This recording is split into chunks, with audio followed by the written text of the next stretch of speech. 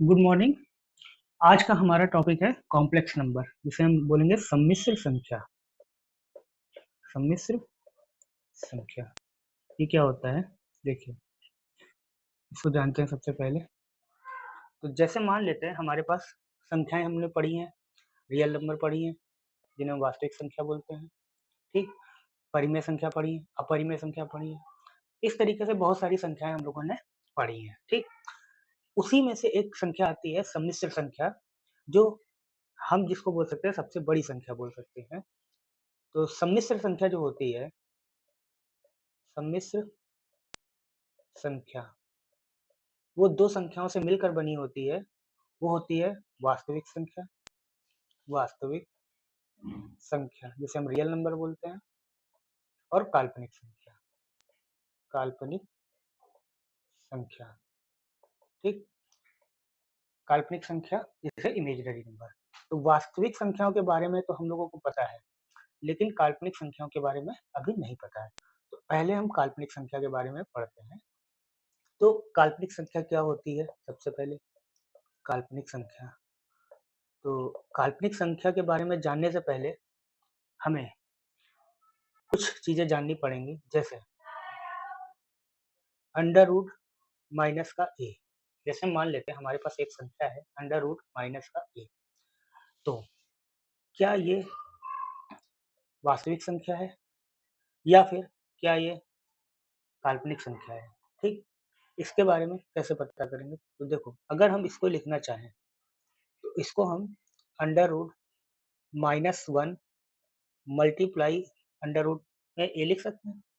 फिर इसे हम दो पार्ट में ब्रेक कर सकते हैं, जैसे under root -1 multiply under root ए।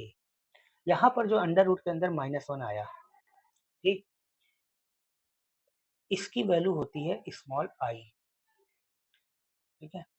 अंडर रूट के अंदर -1, इसकी वैल्यू होती है स्मॉल आई, जिसे हम लोग बोलते हैं आयोटा। क्या बोलते हैं? आयोटा, ठीक।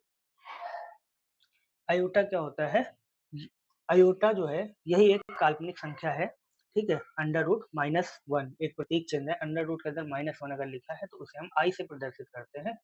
और अंडर रूट के अंदर कोई भी संख्या अगर माइनस में आती है, कोई भी संख्या अगर माइनस में आती है तो वो एक काल्पनिक संख्या होती है, काल्पनिक संख्या होती है, ठीक। तो अंडर रूट ए, लेकिन हमने एक चीज और पढ़ी हुई है कि अंडर रूट के अंदर अगर मान लो कोई संख्या है under root 2, under root 3, under root 5, ये सभी संख्या क्या होती हैं? ये अपरिमेय संख्या होती है, ठीक। अपरिमेय संख्या होती है, और कोई भी अपरिमेय संख्या जो होती है ये वास्तविक संख्या होती है, वास्तविक संख्या होती है, ठीक। तो इसका मतलब अगर अंडर रूट ए एक वास्तविक संख्या है और अंडर रूट माइनस ए एक काल्पनिक संख्या है, तो इसका कारण क्या बना? Under root -1। क्यों? क्योंकि उसके साथ अंडर रूट के अंदर -1 का मल्टीप्लाई हुआ है, ठीक। और जो कि एक आई से हम जिसे प्रदर्शित करते हैं, एक इमेजिनरी नंबर है जिसे हम आयोटा बोलते हैं, ठीक है। इसको आयोटा बोलते हैं। तो ये क्या हो गया?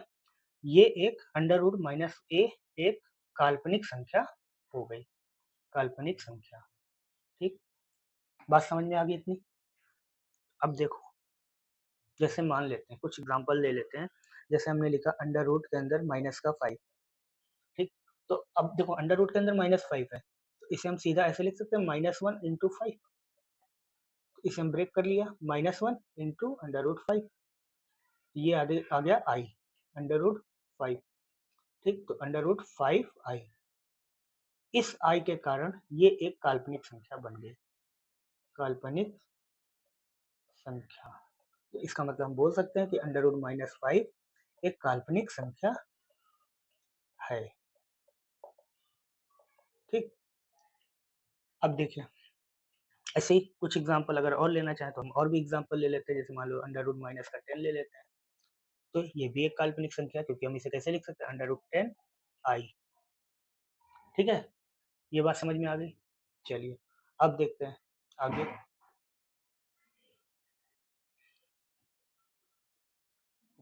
देखो एक चीज और बता देते हैं, ठीक। आई का प्रयोग, आई का प्रयोग थोड़ी थोड़ी चीजें भी हम जानते चलेंगे। आई का प्रयोग सर्वप्रथम गणितज्ञ यूलर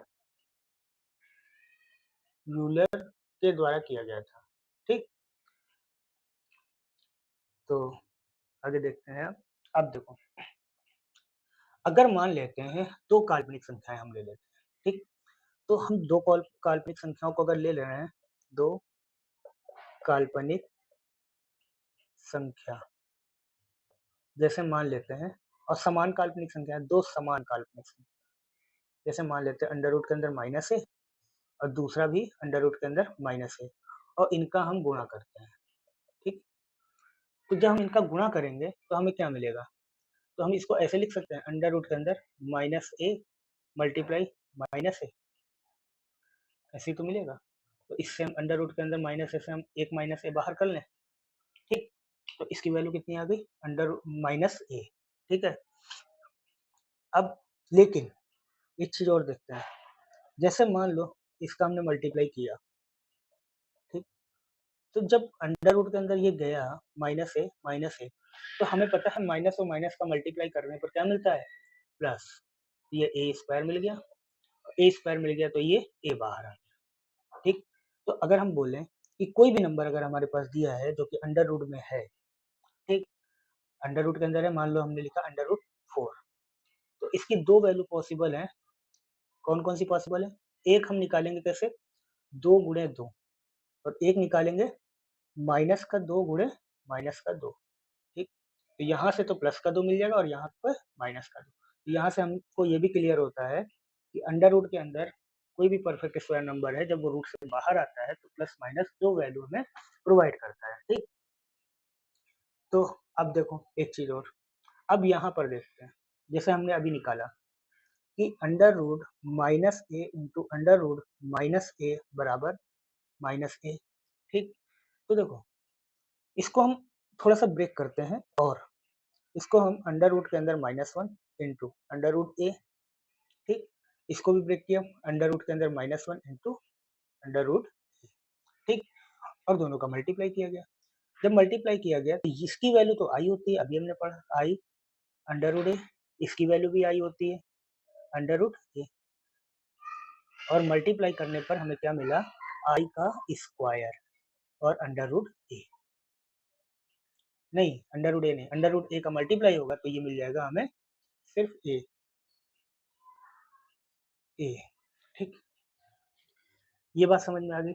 तो आई स्क्वायर और ए, और आई स्क्वायर, अगर आई की वैल्यू अंडर रूट के अंदर -1 है तो आई का स्क्वायर क्या हो जाएगा, -1। ठीक, तो ये -1 आ जाएगा तो माइनस का ए हमको मिल गया। ठीक है, अब आगे देखिए। अब दो अलग अलग नंबर है, कुछ डिफरेंट नंबर ले लेते हैं। जैसे मान लो हमारे पास दो नंबर है, एक है अंडर रूट के अंदर माइनस का ए और एक है अंडर रूट के अंदर माइनस का बी, और दोनों का मल्टीप्लाई किया गया तो हमें क्या मिलेगा, इसकी वैल्यू क्या है अंडर रूट ए आई, इसकी वैल्यू क्या है अंडर रूट बी आई, दोनों का मल्टीप्लाई करेंगे तो आई स्क्वायर अंडर रूट के अंदर ए बी, तो आई स्क्वायर की वैल्यू कितनी हो जाएगी, minus under root a b. ये आंसर है। बात समझ में आई। एक एग्जांपल ले लेते हैं। एग्जांपल जैसे मान लो हमारे पास दो नंबर दिए हैं, बोला जाएगा अंडर रूट -3 तथा अंडर रूट -5 का गुणा। ठीक, ज्ञात करें। ठीक है, तो कैसे ज्ञात करें, तो इसकी वैल्यू क्या आ जाएगी, सीधा आंसर हम निकाल सकते हैं under root -3 multiply under root -2। ठीक, तो अंडर रूट माइनस है, -1 तो आई स्क्वायर हो गया, और अंडर रूट के अंदर दो की जगह 5, 5 थे 15। ठीक, तो ये आ जाएगा माइनस का अंडर रूट। बात समझ में आई। ठीक,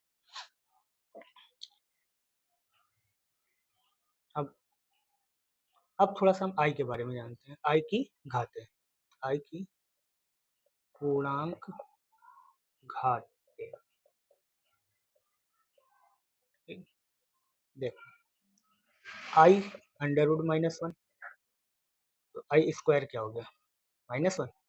ठीक, अब यहाँ निकाले हम आई क्यूब, आई क्यूब क्या आ जाएगा, देखो इसको हम आई स्क्वायर इंटू आई लिख सकते हैं।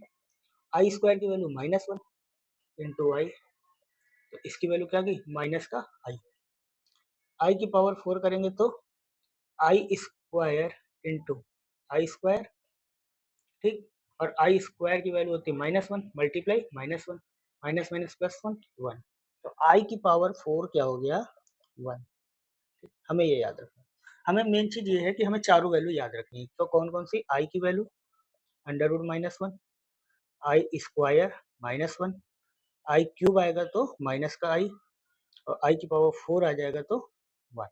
तो ये चारों वैल्यू हमें याद रखनी है, ठीक है। इसका हम क्वेश्चन में यूज करेंगे, ठीक है। अब आते हैं, अगर डिनोमिनेटर में आई आ जाए तब कैसे सॉल्व करेंगे। ये तो हमने ऊपर ले लिया था, ठीक। जब इंटीजर्स ले रहे हैं तो माइनस में भी पावर आएगी, ठीक है। तो जैसे आई की पावर 1/i लिख लेते हैं, तो इसको कैसे सॉल्व करेंगे। तो 1/i अगर है तो इसको हमको सॉल्व करने का तरीका है 1/i, और i का ऊपर नीचे हम मल्टीप्लाई करते हैं, ठीक। तो i का ऊपर नीचे जब हमने मल्टीप्लाई किया तो ऊपर आ गया i, नीचे आ गया आई स्क्वायर, ठीक। तो आई स्क्वायर की वैल्यू -1, तो ये आ गया माइनस का आई, ठीक। तो 1/i की वैल्यू हो गई माइनस का आई, ठीक। तो इसका मतलब हम लिख सकते हैं i की पावर -1 बराबर माइनस का आई, ठीक। अब दूसरा निकालते हैं, 1/i स्क्वायर लिखा हुआ है, तो 1/i स्क्वायर तो -1, -1 तो -1, ठीक। तो आई स्क्वायर, आई की पावर -2, इसको हम आई की पावर -2 लिख सकते हैं, तो -1।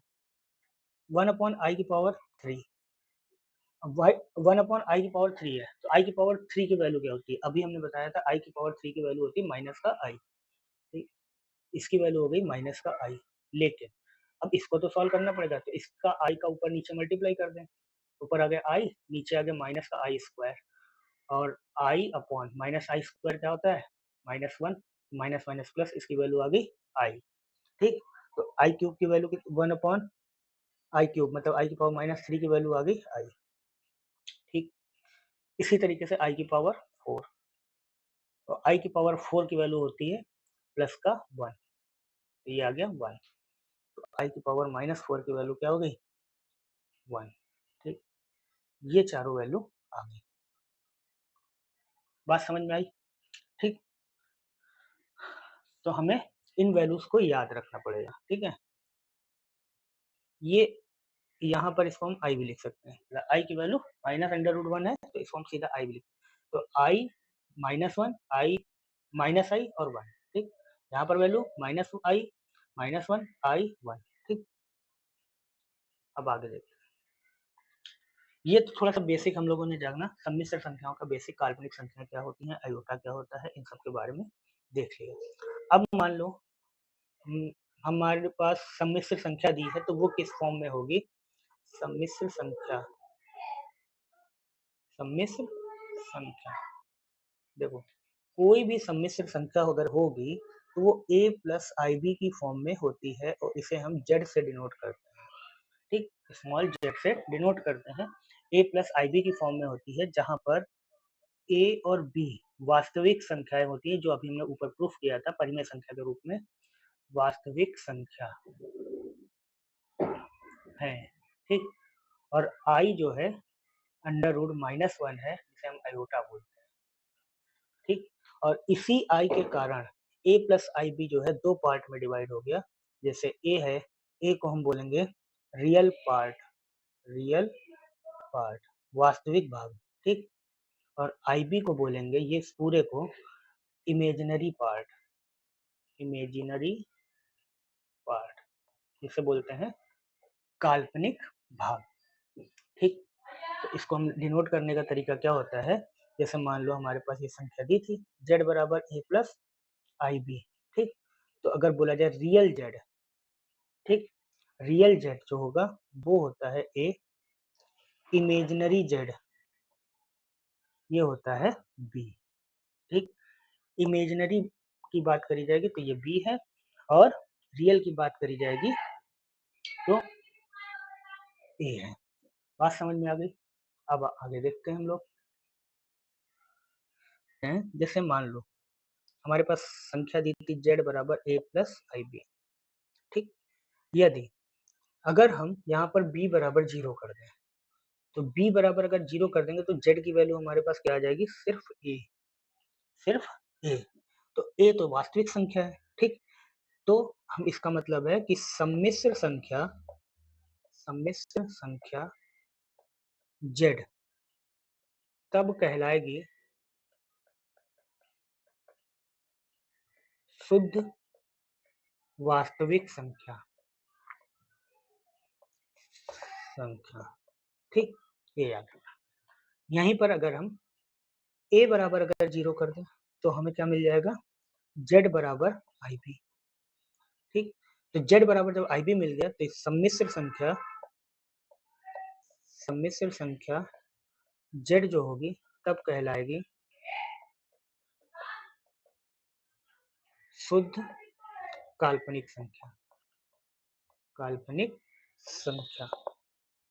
ठीक। अब हम लोग देखते हैं सम्मिश्र संख्या की संयुग्मी, सम्मिश्र संख्या की संयुग्मी जिसे हम बोलते हैं कॉन्जुगेट, ठीक। देखिए कॉन्जुगेट क्या होता है, एक एग्जांपल के द्वारा समझते हैं कि अगर मान लो हमारे पास कोई कॉम्प्लेक्स नंबर दिया है z प्लस ib, ठीक। तो इसका जो संयुग्मी जो होगा वो क्या होगा, z बार, और ये होगा a माइनस ib, ठीक। मतलब अगर हमारे पास कोई नंबर है a प्लस ib की फॉर्म में तो उसका संयुग्मी क्या होगा, a माइनस ib। यदि यही संख्या होती है हमारे पास z बराबर a माइनस ib, तो इसका संयुग्मी होता है z बार बराबर a प्लस ib, मतलब इसका साइन चेंज हो जाता है, ठीक। ये याद रखना संयुग्मी के लिए, ठीक है। अब आगे देखो, अब इसके आधारित कुछ प्रॉपर्टीज हैं तो वो देख लेते हैं। प्रॉपर्टीज ऑफ कॉन्जुगेट, ये क्या होती है, देखो सबसे पहली प्रॉपर्टी है कि अगर मान लो z बार, मतलब कोई संख्या है z कॉम्प्लेक्स नंबर, यहाँ पे लिख लेते हैं कि z एक सम्मिश्र संख्या है, तथा z बार संयुग्मी, ठीक। तो अगर मान लो z की संयुग्मी का मतलब z का कॉन्जुगेट अगर लिया जाए तो हमें z ही मिलेगा, ठीक। पहली प्रॉपर्टी।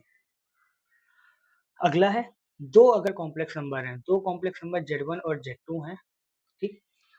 तो अगर z1 का कॉन्जुगेट प्लस z2 का कॉन्जुगेट दोनों को ऐड किया जाए, या फिर z1 प्लस z2 करके और इनके कॉन्जुगेट निकाला जाए तो ये दोनों बराबर आएंगे, ठीक है। थर्ड नंबर क्या है, इसी तरीके से डिफरेंस के लिए भी होता है कि z1 का कॉन्जुगेट लिया माइनस z2 का कॉन्जुगेट किया, और या फिर z1 माइनस z2 निकालें और फिर उसका कॉन्जुगेट ले लें, ये बराबर होंगे, ठीक है। चौथी प्रॉपर्टी हो जाएगी, अगर हम z1 के कॉन्जुगेट और z2 के कॉन्जुगेट दोनों का मल्टीप्लाई करें, या फिर z1 और z2 का मल्टीप्लाई करके फिर उसका कॉन्जुगेट निकालें तो ये भी बराबर आएगा। पांचवी प्रॉपर्टी, z1 को z2 से डिवाइड करें और फिर उसका बार लें, या फिर पहले z1 का कॉन्जुगेट करें फिर z2 के कॉन्जुगेट से उसको डिवाइड करें, तो जो है ये बराबर आएंगे, ठीक। अब इनकी अगर प्रूविंग करना चाहें तो हम एग्जाम्पल के तौर पर कर सकते हैं। मान लेते हैं जैसे पहला नंबर है हमारे पास z, एक z दिया हुआ है कॉम्प्लेक्स नंबर, मान लो 3 प्लस 2i, ठीक। तो इसका कॉन्जुगेट क्या हो जाएगा, 3 माइनस 2i, z बार भी यही होगा 2i, ठीक। तो पहला प्रॉपर्टी क्या था, z बार का होल बार, z होता है तो इसका मतलब z बार मतलब 3 माइनस 2i, ठीक। इसका कॉन्जुगेट क्या हो जाएगा 3 प्लस 2i, और ये क्या आ गया z, ठीक। इसी तरीके से बाकी प्रॉपर्टीज जो है हम लोग सॉल्व कर सकते हैं। ठीक है, अब आगे देखते हैं हम लोग। देखिए, शून्य सम्मिश्र संख्या, शून्य सम्मिश्र संख्या, ठीक है।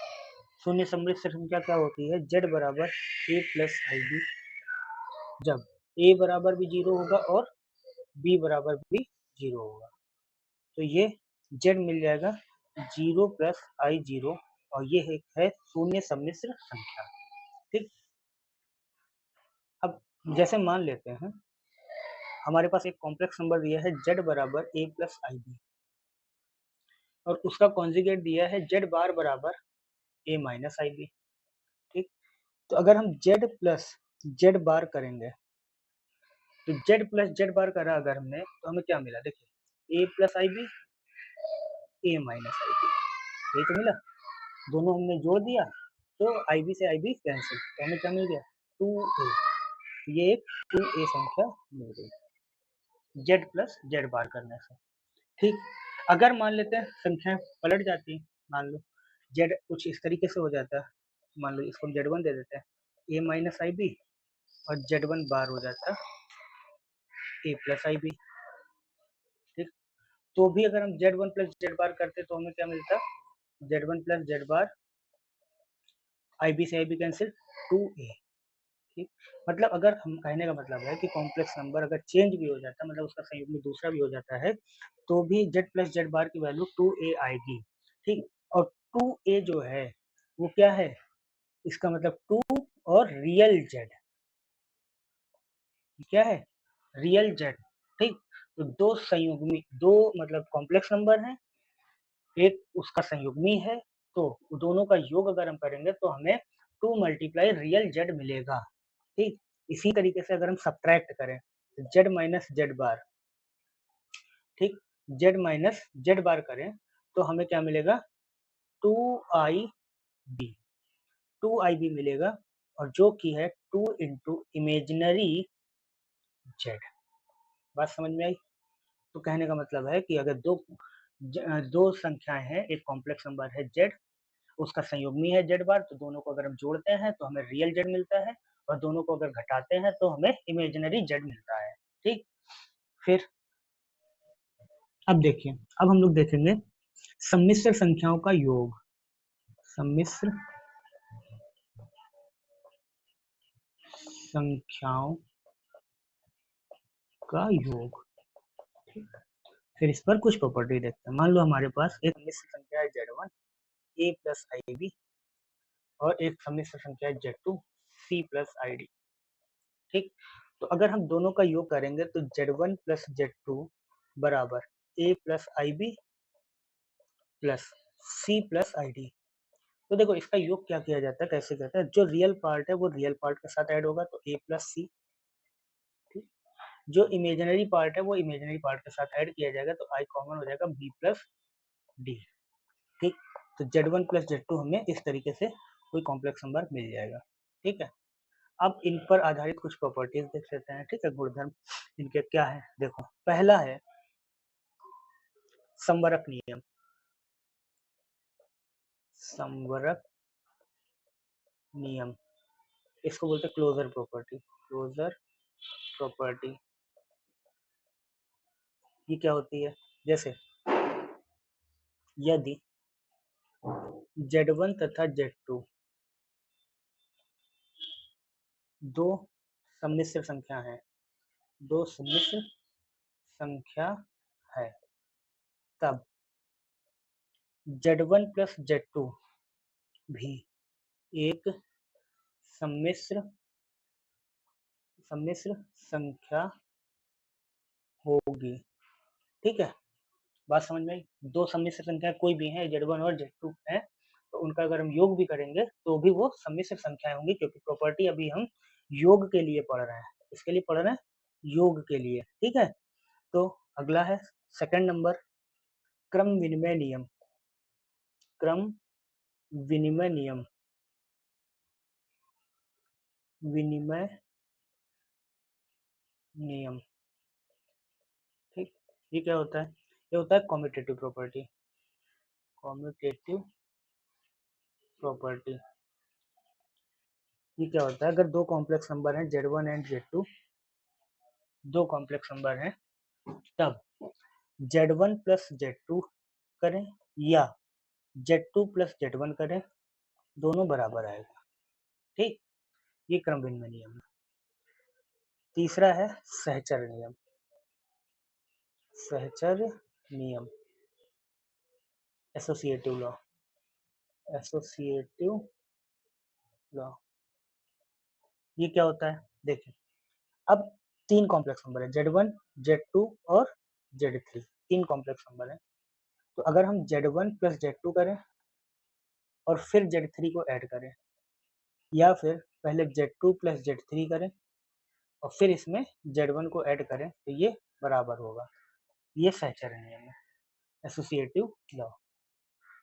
फोर्थ नंबर है योगात्मक तत्समक का अस्तित्व। existence of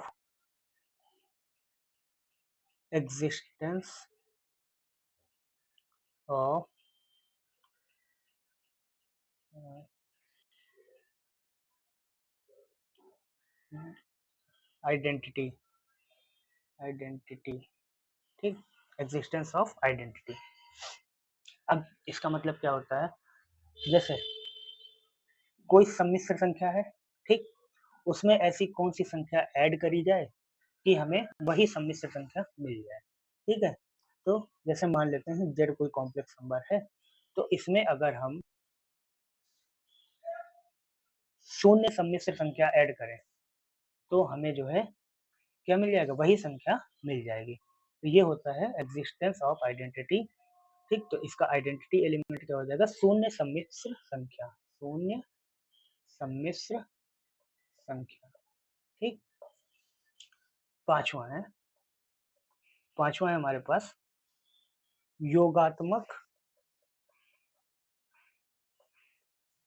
योगात्मक प्रतिलोम का अस्तित्व। ठीक, ये क्या है? Existence of additive inverse. ठीक, इसका मतलब क्या हुआ कि कोई कॉम्प्लेक्स नंबर है Z, तो इसमें हम क्या ऐड करें कि हमें शून्य सम्मिश्र संख्या मिल जाए। ठीक, तो इसका मतलब अगर हम इसमें माइनस का Z ऐड करें तो हमें शून्य सम्मिश्र संख्या मिल जाएगी। तो हम बोल सकते हैं कि माइनस Z का योगात्मक प्रतिलोम है, या फिर इसको हम ये भी बोल सकते हैं कि Z माइनस Z का योगात्मक प्रतिलोम है। ठीक, अब आता है सम्मिश्र संख्याओं का अंतर। यहाँ से प्रॉपर्टी खत्म हुई योग के लिए। ठीक है, अब आता है सम्मिश्र संख्याओं का अंतर। सम्मिश्र संख्याओं का अंतर ये क्या होता है? अगर दो कॉम्प्लेक्स नंबर हैं Z1 और Z2, ठीक, तो Z1 माइनस Z2, जैसे Z1 की वैल्यू है A प्लस IB, Z2 की वैल्यू है C प्लस ID, तो Z1 माइनस Z2 करेंगे तो A plus IB minus C minus ID। ठीक, तो ये आ जाएगा A minus C plus IB minus D। ठीक, ये होता है सम्मिश्र संख्याओं का अंतर। ठीक, अब आगे देखते हैं। अब है सम्मिश्र संख्याओं का गुणा। ठीक, मान लेते हैं दो सम्मिश्र संख्या दी हैं Z1 और Z2। Z1 है A प्लस IB, Z2 है C प्लस ID। ठीक, अब इनका गुणा करना हमें, तो Z1 इंटू Z2 बराबर A plus IB C plus ID। ठीक, तो देखो कैसे मल्टीप्लाई करते हैं। A का C से मल्टीप्लाई AC, ए का आईडी से तो plus I A D, I B का सी से तो आई बी सी प्लस आई स्क्वायर बी डी। ठीक, तो यहाँ पर देखो ए सी मिल गया, यहाँ से आई कॉमन कर लें, a d plus B c, i square की वैल्यू होती है -1 बी डी। ठीक, तो -1 हो गया, मल्टीप्लाई हो जाएगा, तो A C minus B D plus I A B plus B C, ये इसका मल्टीप्लाई होता है। ठीक, अब मल्टीप्लाई के आधारित कुछ प्रॉपर्टीज देख लेते हैं। ठीक है, properties based on product, product of two complex number, product of complex number. ठीक है, आगे देखते हैं। पहली प्रॉपर्टी है हमारे पास संवरक नियम, संवरक नियम जिसे हम क्लोजर प्रॉपर्टी बोलते हैं, क्लोजर प्रॉपर्टी। ठीक, दो कॉम्प्लेक्स नंबर अगर हैं Z1 और Z2, कॉम्प्लेक्स नंबर है,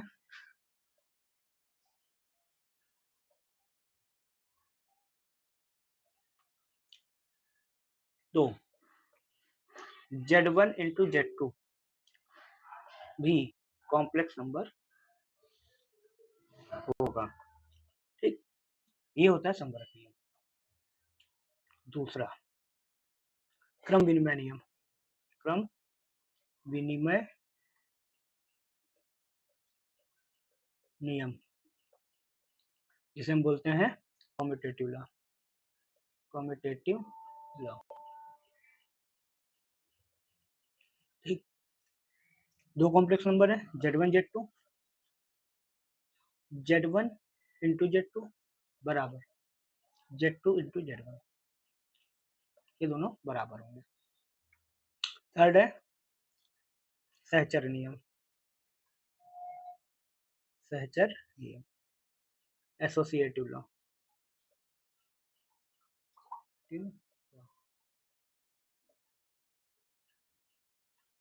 तीन कॉम्प्लेक्स नंबर है Z1 Z2 और Z3।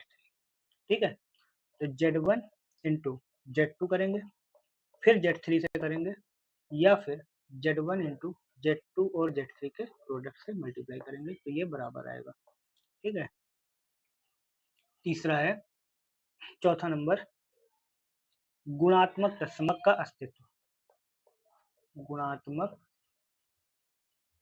तत्समक का अस्तित्व। मान लो कोई कॉम्प्लेक्स नंबर है Z, ठीक, तो Z में इससे किस नंबर से मल्टीप्लाई किया जाए कि हमें Z मिल जाए, तो इसका मतलब हम इसमें 1 से मल्टीप्लाई कर दें तो हमें Z मिल जाएगा, तो इसे बोलते हैं इकाई का तत्समक। ठीक, पांचवा फिर है गुणात्मक प्रतिलोम का अस्तित्व। ठीक, अगर कोई कॉम्प्लेक्स नंबर है, ठीक Z, बट ये जो है शून्य सम्मिश्र संख्या नहीं होगी, सम्मिश्र संख्या नहीं होगी। ठीक, ये याद रखना। तब Z में ऐसे किस नंबर का मल्टीप्लाई किया जाए, किस कॉम्प्लेक्स नंबर का मल्टीप्लाई किया जाए कि हमें 1 मिल जाए। ठीक है, तो हमें क्या मिलेगा, तो Z है, तो Z में अगर हम 1/Z का मल्टीप्लाई कर दे तो हमें 1 मिल जाएगा। ठीक, और इसमें एक पांचवा नियम होता है, छठा नियम होता है बंटन का नियम, बंटन का नियम जिसे बोलते हैं डिस्ट्रीब्यूशन लॉ, डिस्ट्रीब्यूशन लॉ। ठीक, क्या होता है, तीन कॉम्प्लेक्स नंबर है Z1 Z2 और Z3, Z1 ब्रैकेट में Z2 प्लस Z3 पहली है, तो ये हो जाएगा Z1 Z2 plus Z1 Z3। Second है Z1 प्लस Z2 और फिर Z3, तो ये हो जाएगा Z1 Z3 plus Z2 Z3।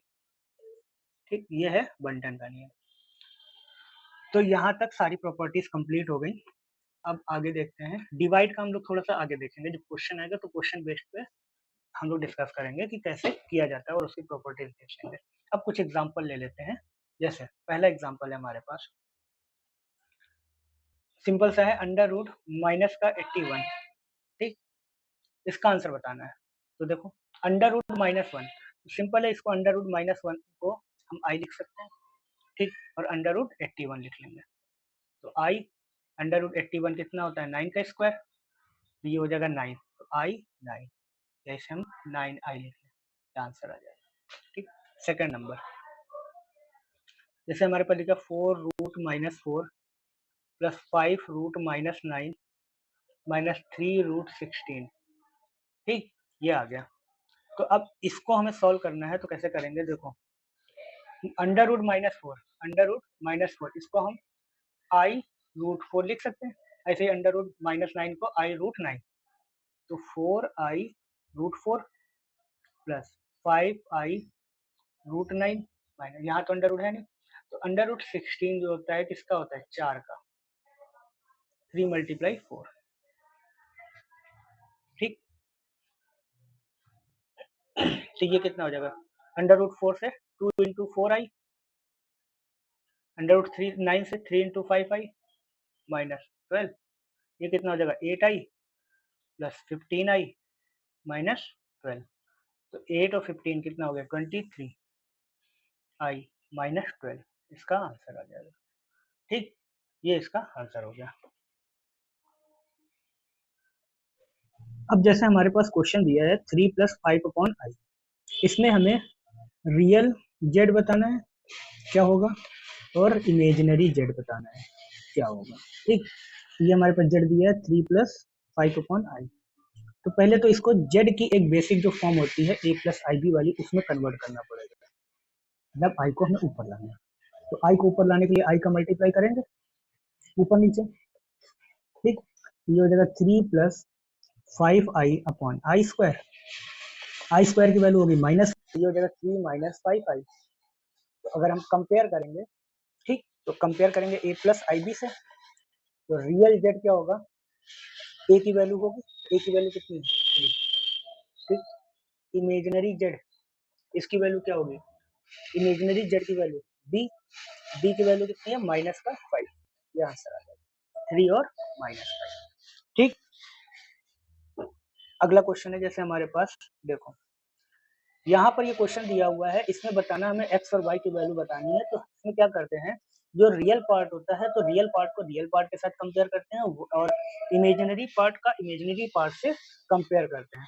तो जब हम लिखेंगे तुलना करने पर, तो 3x बराबर कितना आ जाएगा 6, तो यहाँ से x की वैल्यू आ जाएगी 2, ठीक। इमेजिनरी पार्ट का तुलना करेंगे तो i का कोफिशिएंट 2x - y बराबर -3, x की वैल्यू अभी निकाली 2, तो 2 × 2 माइनस का y बराबर -3, तो 2 दूना 4 - y बराबर -3, -y बराबर माइनस का 7, तो y बराबर कितना आ गया 7, ठीक, ये आंसर आ जाएगा, समझ में आया। अगला क्वेश्चन जैसे हमारे पास देखो, इसमें z की वैल्यू दी है और z बार की निकालनी है, मतलब इसका संयुग्मी बताना है, ठीक। संयुग्मी क्या हो जाएगा इसका, z बार बराबर 3 - 4i, ठीक। इसके बाद जैसे हमारे पास ये दिया z बराबर 3 - 5/i, इसका संयुग्मी बताना है z बार, तो सबसे पहले इसको हम a + ib वाली फॉर्म में कन्वर्ट करेंगे, प्लस या माइनस जो भी हो, तो z बराबर 3 - 5/i, तो i का ऊपर नीचे मल्टीप्लाई कर देंगे, ये मिल जाएगा 3 - 5i/i², तो i² की वैल्यू होगी -1, तो माइनस माइनस प्लस हो जाएगा, तो 3 + 5i, ठीक, z बार क्या हो जाएगा 3 - 5i, इसका आंसर, समझ में आया, ठीक। तो आज के लिए वीडियो को यहीं समाप्त करते हैं, और वीडियो पसंद आया तो इसे लाइक करें, शेयर करें, चैनल को जरूर सब्सक्राइब कर लें। मिलते हैं अगले वीडियो में इसी के कुछ अगले क्वेश्चन के साथ और नए टॉपिक के साथ, नए कॉन्सेप्ट के साथ मिलते हैं। तब तक के लिए धन्यवाद।